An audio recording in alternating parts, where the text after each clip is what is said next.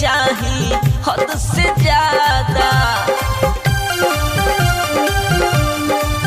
आज हमसे करो वादा कब बदली ना इरादा।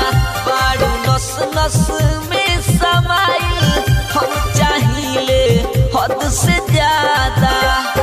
दिलवा में प्यार के सपना सजा के जइहन जिंदगी में अगिया लगा के दिहन दागा दिलदार। खाके कसम कहो यार हमसे करेलू कतना प्यार। खाके कसम कहो यार हमसे करेलू कतना प्यार।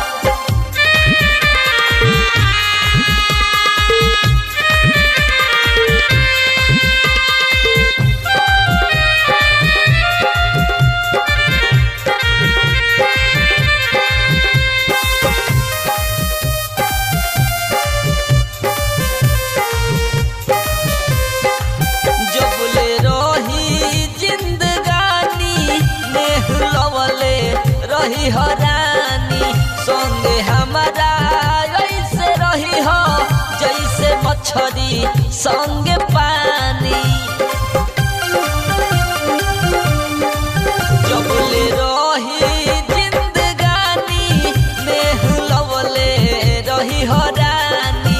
संगे हमारा ऐसे रही हो जैसे मछरी संगे पानी।